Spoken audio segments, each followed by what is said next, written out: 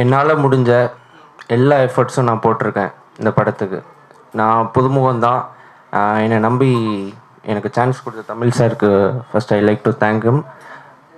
Bond மாம்ஸ் அவர் இங்கே வரல, அவரால் தான் எல்லாமே இது.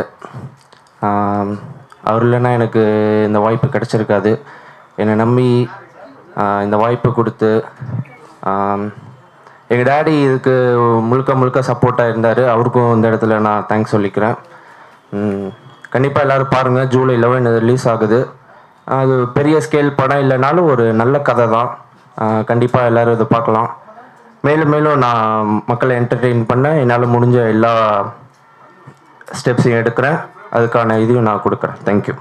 உங்களுக்கும் எனக்கும் ஒரு ஒற்றுமை, ஒரு தொடர்பு இருக்குது. கண்டிப்பாக நீங்கள் எல்லாமே இந்த வீடியோ எடுத்து சேனலில் போடுறீங்க. அந்த சேனல்லையே நான் தான் எங்கள் மக்கள்கிட்ட காமிக்கிறேன். அதனாலேயே உங்களுக்கு எனக்கு நிறைய ஒற்றுமை இருக்குது.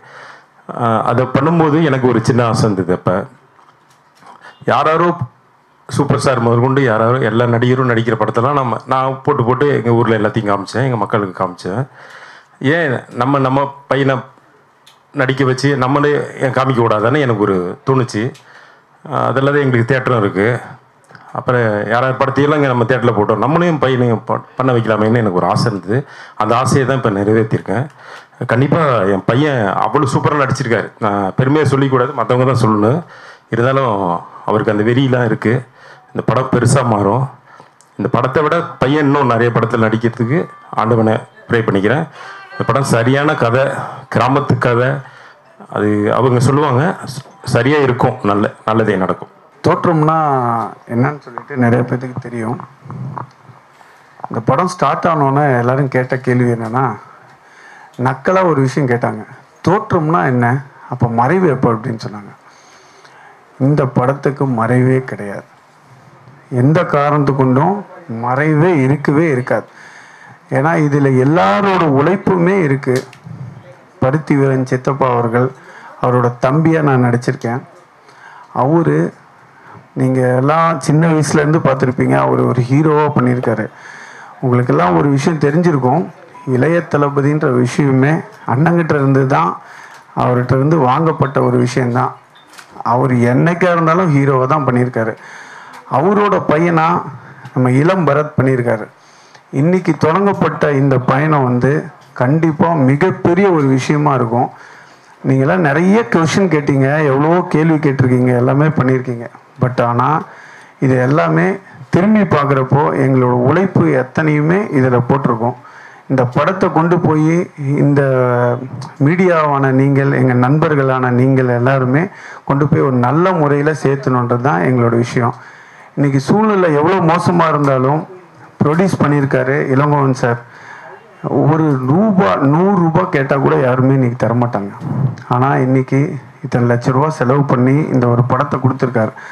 ஒரு பக்கம் என்னென்னா, பையனை டெவலப் பண்ணணும், நல்லபடியாக போகணும் அப்படின்னு நினச்சாலும் கூட தமிழ் சினிமா உலகத்துக்கு ஒரு பரத்தை கொடுத்துருக்காரு. அதுவும் இளம் பரத்தை கொடுத்துருக்காரு. அவர் இந்த சூழ்நிலையில் நிறையா படம் கமிட் ஆகியிருக்காரு. கண்டிப்பாக அவர் வெற்றி அடையணும். இந்த ஹோல் டீம் எல்லாருமே மிகப்பெரிய லெவலில் வரணும். நீங்கள் பத்திரிகை நண்பர்களும் தொலைக்காட்சி நண்பர்களும் கண்டிப்பாக ஒரு உதவி செய்வீங்கன்னு நம்புகிறோம். நன்றி, வணக்கம். ஹலோ, வணக்கம். என் பேர் பாண்டு. இந்த படத்தில் பார்த்தீங்கன்னா சிவகங்கை மாவட்டத்தில் ஃபுல்லாக பண்ணியிருக்கோம். நீங்கள் சில கேள்வி கேட்டீங்க, போலீஸ் எல்லாம் இப்போ நடந்துகிட்ருக்க அடித்து இப்படி கொள்கிறாங்களே அப்படின்ட்டு. இந்த படத்தில் பார்த்தீங்கன்னா லைவாகவே அடித்து பயங்கரமாக அடித்து திருப்பப்பட்டு எப்படிலாம் அடித்து அந்த பசங்களை சாவடிப்பாங்க அப்படிங்கிற மாதிரி ஒரு கண்டென்ட் பண்ணியிருக்கோம். உண்மை கிடையாது. அது இந்த இதில் எங்களை அடித்து கொல்ல மாட்டாங்க. அதில் யாருன்னா அதை இவர் தான், அவர் பேசக்குள்ளே சொல்லுவார். அதேமாரி இப்போ நல்லா ஃபுல்லாக பார்த்திங்கன்னா நம்ம சேலத்தில் பார்த்திங்கன்னா நம்ம சரவணன் சார் ஸ்டுடியோ இருக்குது. அங்கே ஃபைட் சீன் பண்ணியிருக்கோம். அதில் அங்கே ஒரு முனியப்பன் இருப்பார், ரொம்ப பவர்ஃபுல். அங்கே ஃபஸ்ட்டு பூஜை போடக்குள்ளேயே நாங்கள் எப்பயுமே அங்கே பூஜை போட்டாவே சக்ஸஸ் தான். அதனால் இந்த படம் பூஜை போட்டு கடை போடுறது இல்லை, படம் முடிஞ்சது இல்லை. அந்த அளவுக்கு நல்லா வந்திருக்கு. அதேமாரி பருத்தியில் எப்படி த்ரோட்டா சித்தப்பு கேரக்டர் கூட இவர் சப்போர்ட்டாக பண்ணி கொடுத்தாரு சாரு கார்த்திகை சப்போர்ட்டாக இருந்தார். அது மாதிரி இதில் பரத்துக்கு நல்லா பண்ணி கொடுத்துருக்காரு. ரொம்ப ரொம்ப தேங்க்யூ.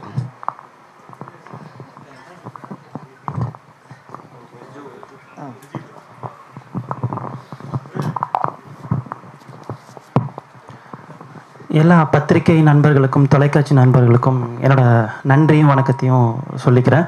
எனக்கு இந்த வாய்ப்பு கொடுத்த Tamil sir, director sir, Salem, நான் ரொம்ப நாளாகவே அவர்கிட்ட பேசிகிட்டு இருப்பேன். அவர் படத்தில் நடிக்கணும்னு எனக்கு இந்த படத்தில் அந்த வாய்ப்பு கொடுத்துருக்காரு. நன்றி சார். மற்றும் producer sir, Bharath, star, cameraman எல்லாருக்கும் என்னோட நன்றி தெரிவிச்சுக்கிறேன். இந்த படத்தில் ஃபைட் சீன் வந்து ரொம்பவே ரியலிஸ்டிக்காக இருக்கும். ஏன்னா ஃபைட் ஸ்டன் மாஸ்டர் எங்களுக்கு சொன்னதை விட நாங்கள் 2 பேரும் உண்மையாகவே அடிச்சுப்போம். இல்லை பரத், ஒவ்வொரு ஃபைட்டும் முடிஞ்சதுக்கப்புறம் எனக்கு இத்தனை காயம் இருக்குது, எனக்கு இந்த உடம்புல இங்கே காயம் இருக்குது அப்படின்னு மாற்றி மாற்றி பேசிப்போம். ரொம்ப ரியலிஸ்டிக்காக இருக்கும். நல்லா பரத் பற்றி சொன்னோன்னா ஸ்டண்ட்டில் ரொம்ப எக்ஸ்ட்ராடினரி. உங்களுக்கும் தெரியல சார், ரொம்ப ஸ்டண்ட்டு கராத்தாலாம் நல்லா கற்றுக்கிட்டு ரொம்ப ரியலிஸ்டிக்காக நடிச்சிருக்காரு. நான் இந்த படத்தில் நெகட்டிவ் ரோல் பண்ணியிருக்கேன்.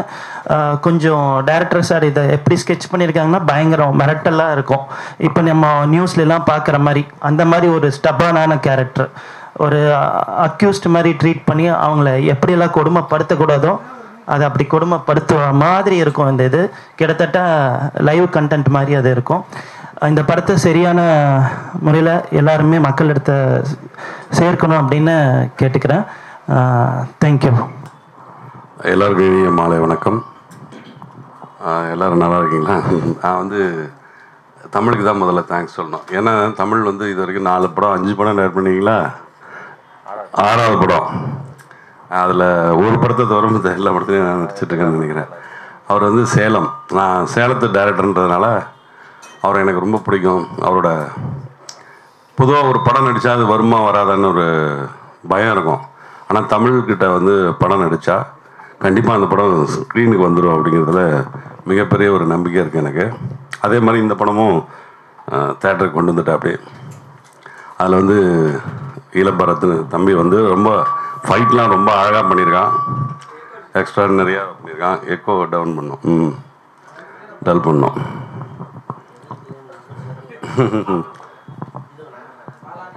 ஆமாம்,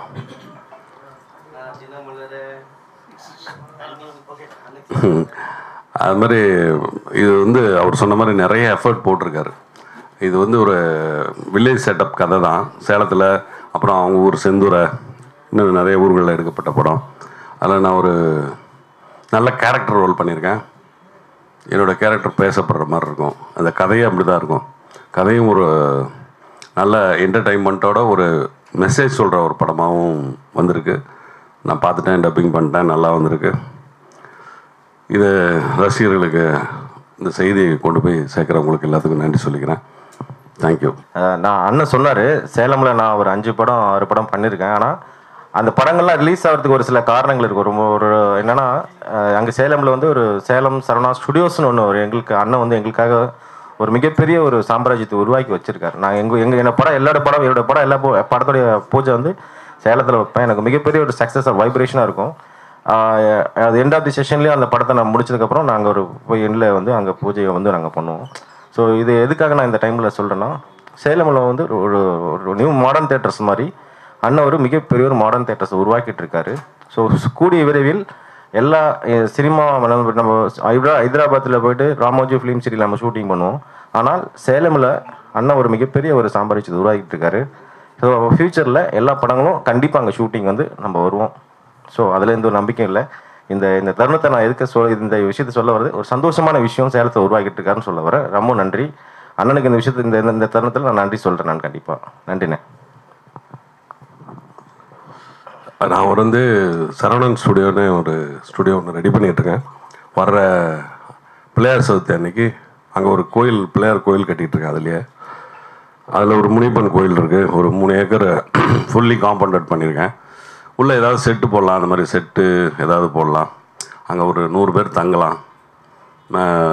மேலே நல்ல ஹைடெக்காக ஒரு 10 ரூம் கட்டி வச்சுருக்கேன். இது திறக்கிறது வந்து பிள்ளையார் சதுர்த்தி அன்றைக்கி ஓப்பன் பண்ண போகிறேன். அது முன்னாடியே அனௌன்ஸ் பண்ணிட்டாரு. அது பின்னாடி எல்லாருக்கும் சொல்லுவேன். பெரிய லெவலில் உங்களெல்லாம் சந்திப்பேன் கண்டிப்பாக. எல்லாம் நீங்கள் எல்லாம் சேலம் வரணும். ஆமாம், கட்டிக்கிட்டு இருக்கேன். இப்போ வந்து ஒரு ஃப்ளோர் தான் ஆயிருக்கு, வேலை இருக்குது. ஒரு 10,000 ஸ்கொயர் ஃபீட்டு ஃப்ளோர் தான் பண்ணியிருக்கேன். 10,500 ஸ்கொயர் ஃபீட்டு ஃப்ளோர் பண்ணியிருக்கேன். அது நிறைய பேர் படம் எடுக்கிறாங்க, அங்கேயே ரிலீஸ் பண்ணுறாங்க. ஆமாம், அதே மாதிரி நிறைய ஒர்க்கு உங்கள் ஸ்டுடியோ. இல்லை, இது வந்து நம்ம மெட்ராஸில் எல்லோரும் ஸ்டுடியோவை எடுத்துக்கிட்டு இருக்காங்கல்ல. அப்போ சேலம் வந்து 136 படம் எடுத்த மாடர்ன் தேட்டர்ஸ் இந்த ஊர். அது சும்மா அது எனக்கு வந்து அது உறுத்திக்கிட்டே இருந்தது. சரி, சேலத்துக்கு மறுபடியும் சினிமாவை எப்படி கொண்டு வரதுன்னு முயற்சி பண்ணுறேன். அது சின்ன முயற்சி தான், ஒரு ராமருக்கு அணில் செஞ்ச வேலை மாதிரி சினிமாவுக்கு ஒரு சின்ன வேலை செய்கிறேன், அவ்வளோதான். ப்ராசஸில் இருக்கேன், 4 இயர்ஸாக பண்ணிகிட்ருக்கேன்.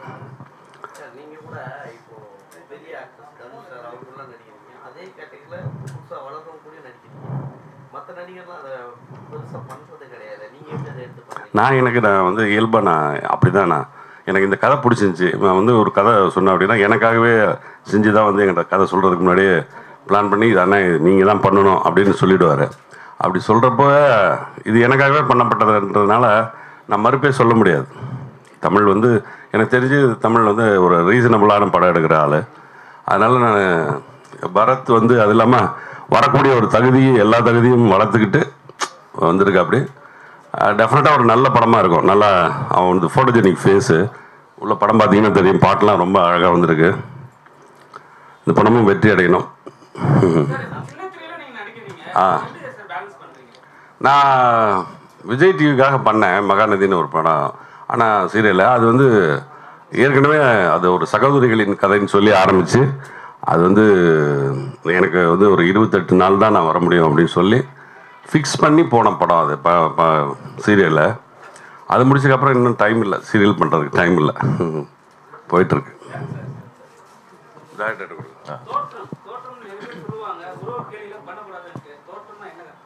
இல்லை, நீங்கள் சொன்ன மாதிரி வந்து ஒரு மனிதனுடைய தோற்றத்தை வச்சு தான் இன்றைக்கி எல்லாருமே கணிக்கிறாங்க. அது தப்பான விஷயம் அப்படிங்கிறத இந்த படத்தில் நான் சொல்லியிருப்பேன். ஒரு மனிதன் அழுக்காக இருக்காங்க அப்படிங்கிறதுக்கோசரம் அவனை நம்ம இன்னைக்கு குறைச்சி இட போடக்கூடாது. அவனோட அறிவை நம்ம பார்க்கணுங்கிறத நான் வந்து இந்த படத்தில் தெளிவாக சொல்லியிருப்பேன். நான் நீங்கள் சொன்ன மாதிரி வழக்கமாக கத்தி கொடுத்துட்ருப்பாங்க, அது வரை 60 கொடுத்து பார்க்கலாமேன்னு தான்.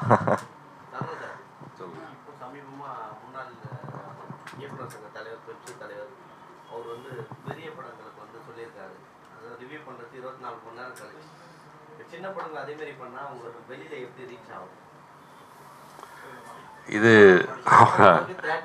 தேட்டரே கிடைக்குது. ஆமாம், இதை நீங்கள் பண்ணுங்க. அது வந்து அவருடைய கருத்தை சொல்லிட்டாரு. ஆனால் எங்களுக்கு இது உடனே நீங்கள் செஞ்சாகணும். நாளைக்கே இந்த பையன் வந்து வெளியே தெரியணும். அதனால் அது அவருடைய கருத்து. இது வந்து இப்போ இளம்பரத்துன்ற ஒரு பையனை வச்சு இவங்க சின்ன படம் ஹீரோவை வச்சு பண்ணியிருக்காங்க. இவங்க வந்து இவ்வளோ பேரை நம்ம வந்து ப்ரெஸ்ஸை நம்ம வந்து அசம்பிள் பண்ணி இதை நீங்கள் நியூஸ் போடுறதே பெரிய விஷயம். அது எனக்கு நியூஸ் வந்தால் தான் அது யூஸ் ஆகும், இவங்களுக்கு யூஸ் ஆகும். அதனால் டெஃபினட்டாக அது அவருடைய கருத்து, அது ஒவ்வொருத்தருடைய கருத்து.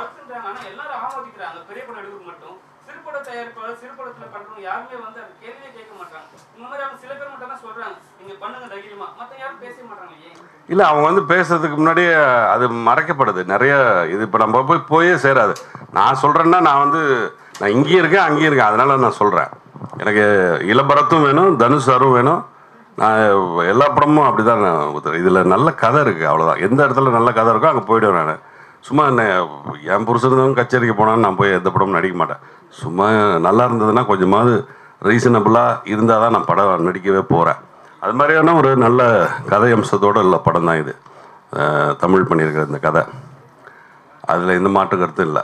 இது வந்து சொன்ன கேள்வி வந்து அது செல்வமணி சாரோட கருத்து. பெரிய படங்களுக்கு வேணாம் அப்படி இருக்கலாம், சின்ன படங்களுக்கு உடனடி தேவை உங்களுடைய இந்த நீங்கள் கொடுக்குற விளம்பரமும் அந்த விமர்சனம் தான். அதனால் டெஃபினட்டாக அதை நீ செய்யாம விட்டாதீங்க. சிரமம்தான். ஆமாம் ஆமாம் ஆமாம் ஆமாம், அதான் அது வந்து இறை செயல் தான். இது சின்னதாக ஒரு நீங்கள் சொல்லி அது வந்து தேட்டருக்கு 10 பேர் 30 பேர் வந்து அவன் அந்த 30 பேர் வெளியே சொல்லி 300 பேர் வர்றது தான் இங்கே ஒரு மேஜிக் ஒன்று நடக்கும் சினிமாவில். பெரிய படத்துக்கு ஆள் இல்லாமல் ஷோ கேன்சல்லாம். இந்த போன வாரம் அந்த படம்லாம் ஷோ கேன்சல் எனக்கு தெரியும்.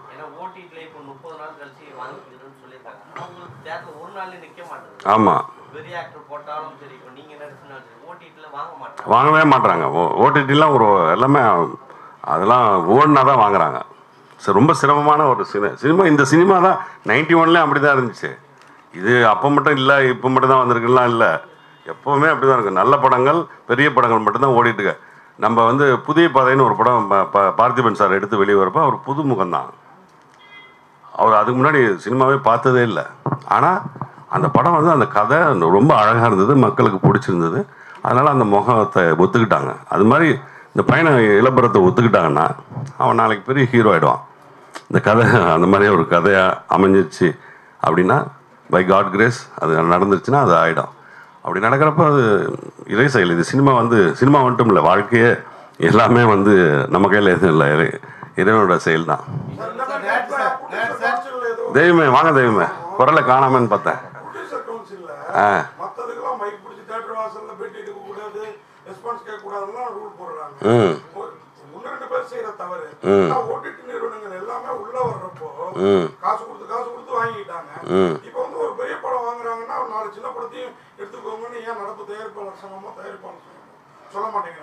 அது வந்து பண்ணணும். அது நீங்க கேட்குற கேள்விக்கு நம்ம சொல்ற பதில் இது போய் ரீச் ஆகணும். ஆமா, நான் தயாரிப்பாளர் சங்கத்தில் இருக்கேன். நான் போன தடவை கூட மெம்பராக இருந்தேன். இந்த தடவை நடிகர் சங்கத்துலேயும் இருக்கிறதுனால தயாரிப்பாளர் சங்கத்தில் இருக்கக்கூடாதுன்னு சொல்லிட்டாங்க. அதனால நான் போகல. பட் நான் வந்து அதுக்கு வந்து அது பார்த்துட்டு இருக்க முரளி சாரும் மற்றவங்க எல்லாரும் அதுக்கு ஏற்பாடு பண்ணணும்.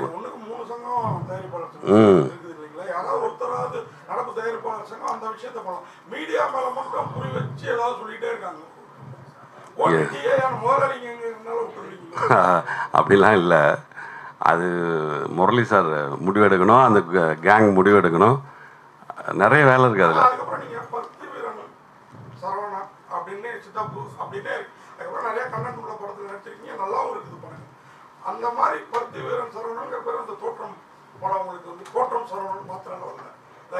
பை இறை செயல் தான், காட் கிரேஸ் தான். நான் வந்து எல்லா படத்தையும் நம்புறேன், இதையும் நம்புறேன்.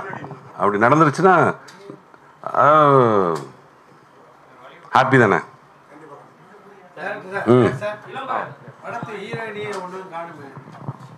அவங்க படத்தோட ஹீரோயின் வந்து வேற ஒரு படம் விஷயமா வந்து போயிருக்காங்க சார். அவங்க இன்னைக்கு வர வேண்டிய சூழ்நிலை. அந்த ஷூட்டை வந்து முடிச்சு அவங்க நாளைக்கு தான் சென்னைக்கு வராங்க. அவங்க புதுமுக ஹீரோயின் தான், ஆனால் இன்னொரு படம் பண்ணிட்டு இருக்காங்க. இல்லை அப்படி இல்லை சார், பேனரில் வந்து இவங்க 2 பேருக்கு உண்டான ஸ்கோப் தான் ஜாஸ்தி. பின்னாடி சார் நீங்களும்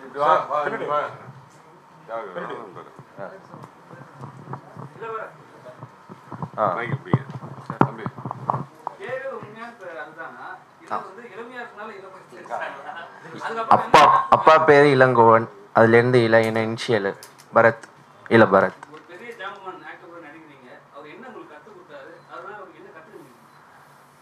சார் எனக்கு இது ஃபர்ஸ்ட் டைம் எக்ஸ்பீரியன்ஸ்னால அவரை பார்த்த உடனே எனக்கு கொஞ்சம் படப்படன்னு தான் சார் ஆச்சு. சரவணன் சார் இருக்கார் ஆப்போசிட்டில், நம்ம ஒரே டேக்கில் முடிக்கணும், 2 டேக்கில் முடிக்கணும். அப்போது எனக்கு அப்படி ஆச்சு தான். அப்போ சார் என்ன சார், ஒன்றும் இல்லை, டேக் யூர் டைம், ஒன்றும் இல்லை, அவசரப்படாத, கதைக்குள்ளே போ, உள்வாங்கு, விஷயத்தை உள்வாங்கு, அதை என்னமோ அதை அப்படியே எக்ஸிக்யூட் பண்ணு, அவ்வளோதான்.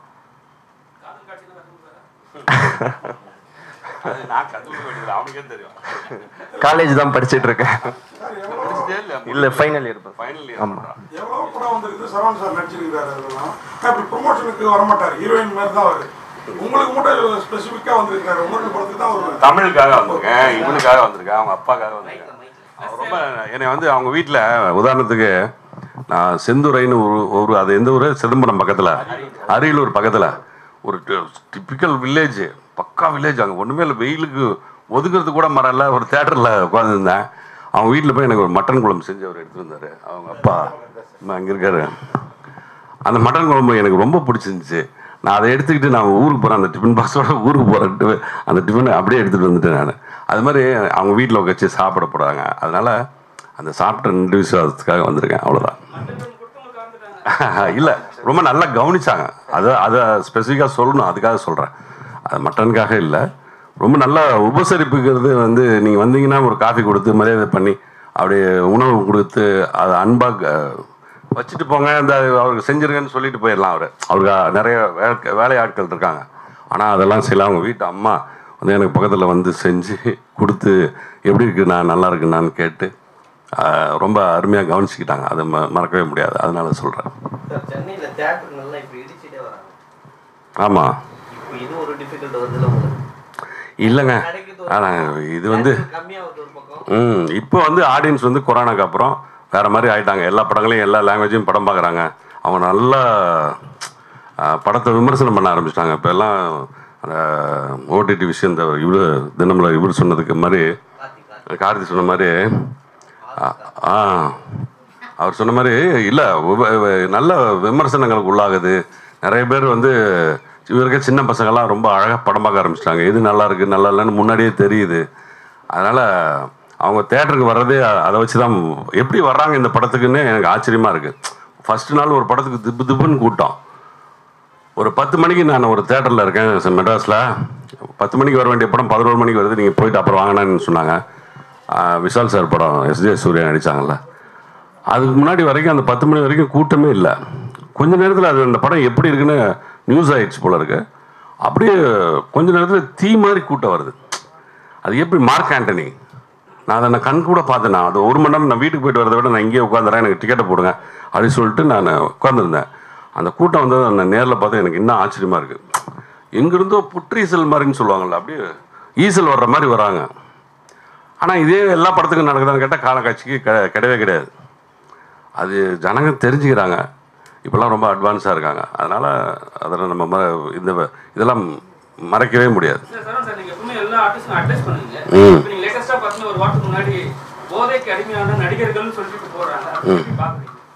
பாவம் சந்தர்ப்ப சூழ்நிலையில் அவங்க ஏதோ பண்ணிட்டாங்க, மாட்டிட்டாங்க. அதை போய் ஒன்றும் பிரச்சனை இல்லை.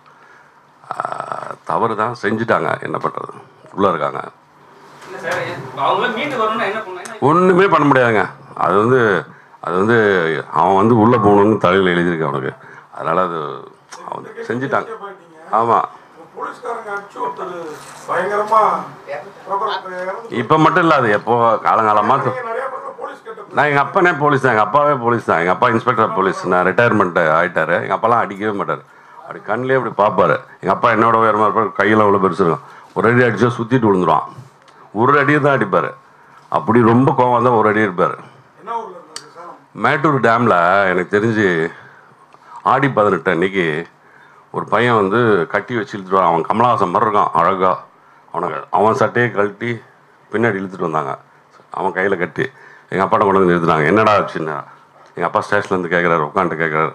அவன் தான் சொன்னான், அவ்வளோ அழகாக இருக்கிற பையனை சட்டையெல்லாம் கட்டி பின்னாடி கட்டி வச்சுருந்து இழுத்துட்டு வந்தாங்க. என்ன பண்ணான்னா, ஒரு பொம்பளை வந்து கை வச்சுட்டான் கூட்டத்தில். அந்த பொம்பளை போலீஸில் பிடிச்சி கொண்டு வந்து கூட்டுது. எந்திரிச்சார், ஒரே ரேட் கீழே விழுந்துட்டான். அதுக்கப்புறம் அவன் வாழ்க்கையிலே மறக்க முடியாது. ஸ்டேஷனில் இருக்க எல்லாரையும் எட்டு வச்சுட்டு போனான். பொம்பளை போலீஸ் அப்போ தான் வந்த புதுசு, 1986 87 நினைக்கிறேன். வர்ற பொம்பளை போலீஸ்லாம் எட்டு உதைக்கிறாங்க. என்னடா பொம்பளை போய் பிடிச்சிட்டாடான்னு பார்த்துட்டே இருந்துட்டாங்க. அது மாதிரி அடிக்கிறது, போலீஸ் அடிங்கிறது எல்லாத்துக்கும் தெரியும். அடிச்சுட்டே தான் இருப்பாங்க. ஏன்னா இவனுங்களை அடிக்கலாம்னு திருத்த முடியாதுங்க. ஒவ்வொருத்தன் ஊரில் போய் கட்டிங்க பாருங்கள். இப்போல்லாம் அவன்லாம் நைட்டு வந்து 12 மணிக்கு அந்த பையன் கட்டிங் அடிச்சிருக்க பையன் ஒரு காலிம்பில் அழுத்தி இந்த அம்மா விட்டு கவத்தோட சொன்னால் இந்த அம்மா மயக்கப்பட்டு விழுந்துடும். அப்படி கட்டிங் பண்ணி அப்படிலாம் வச்சுருக்காங்க. மண்டே குருவி கூடு மாதிரி இது மாதிரிலாம் வச்சுருக்காங்க. இந்த கட்டிங்கே மாற்றணுங்க. தமிழ்நாடு முதலமைச்சர் இல்லை கல்வித்துறை அமைச்சர் வந்து சொல்லணும், எவனுமே கட்டிங் பண்ணக்கூடாது. ஹேர் ஸ்டைலை வந்து எல்லாருக்கும் அங்கேயே தடுக்கணும். அங்கேயே வந்து அங்கேயே ஒழுங்குபடுத்தணும். ஸ்கூல்லேயே ஒழுங்குபடுத்தணும்.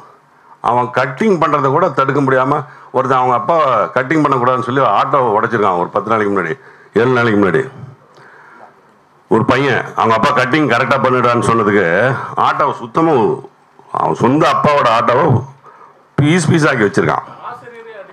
ஆசிரியரே அடிக்கிறான், குத்துறான். அதனால அங்கேயே ஒழுங்குபடுத்தணும். இது நிறைய இருக்குங்க.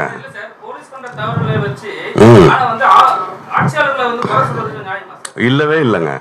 இவன் வந்து அவங்க போய் அவன் டீச்சரை குத்துவான். இது வந்து இங்கே சொல்லிட்டு இருப்பான். அவன் குடிச்சிட்டு ஏதோ பண்ணுறான். அது வந்து முதலமைச்சருக்காக தெரியும். அதுக்கு இதுக்கு சம்மந்தமே கிடையாது. சொல்லுவாங்க சும்மா ஆட்சியாளர்கள், எதிர்கட்சியாளர்கள் எல்லாம் சொல்லுவாங்க. நடக்கிறத யாரும் தடுத்து நிறுத்த முடியாது. எல்லாமே பார்த்தீங்கன்னா ஆகா ஒவ்வொன்றும் எல்லா படத்தையும் சொல்கிறாங்க. ஆனால் சமீபத்தில் பார்த்து சூர்யா சார் படமே அப்படி இருக்கு இப்படி இருக்குன்னாங்க. வந்து ஒரே நல்ல காலையில் அது படத்தில் ஒன்றும் இல்லை, அதனால காலையில் ஒன்றும் இல்லை.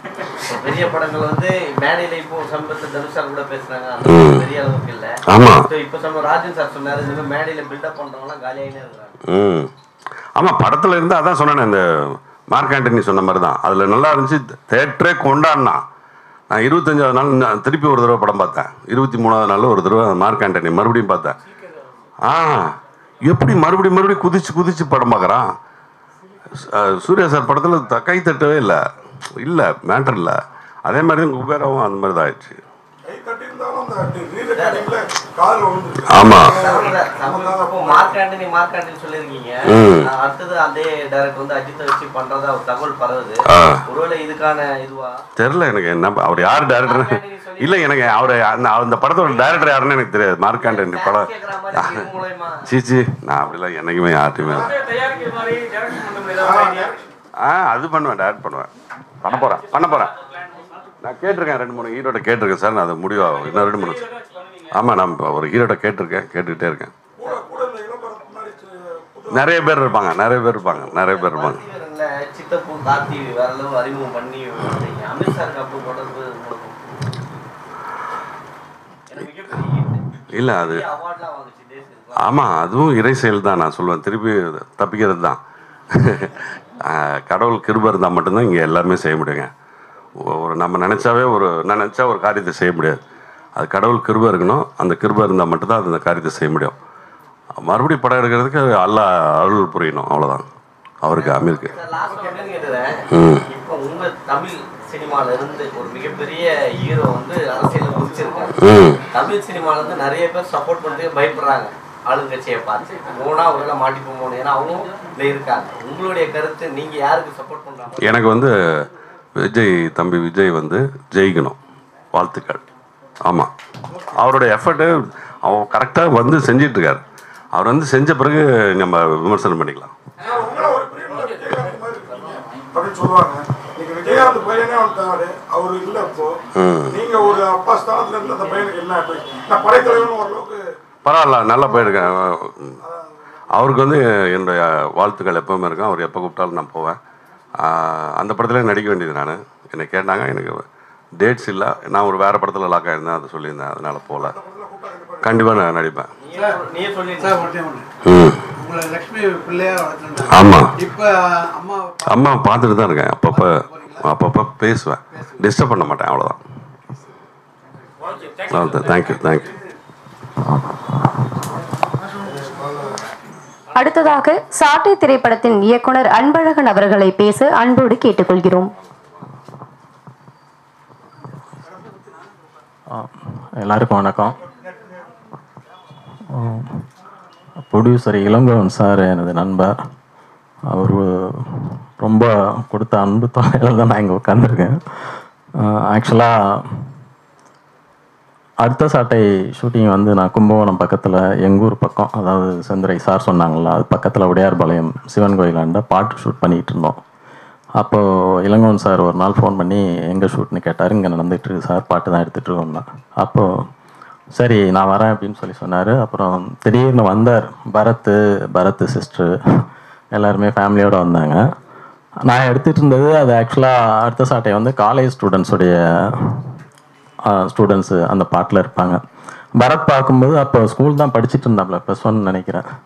ஆனால் பார்க்கும்போது தோற்றம் காலேஜ் ஸ்டூடெண்ட்ஸ் மாதிரியே இருந்தாப்புல. அப்போ நான் கேட்டேன், சார் அப்படியே பசங்களோட நிற்க சொல்லலாமா, சமுத்திரகனி சார் நடிச்சிட்டு இருந்தார், அந்த காம்போவில் இருக்கலாமா அப்படின்னு சொல்லி கேட்டேன். சரி சார் அப்படின்னு சொல்லி சொன்னார். அப்படி எதேச்சியாக திடீர்னு உள்ள சினிமாவுக்குள்ளே வந்தால் தான் பரத் சார். அதுவும் அந்த சிவன் கோயில் அந்த வாசல் முன்னாடியே அந்த ஷாட் எடுத்தோம்.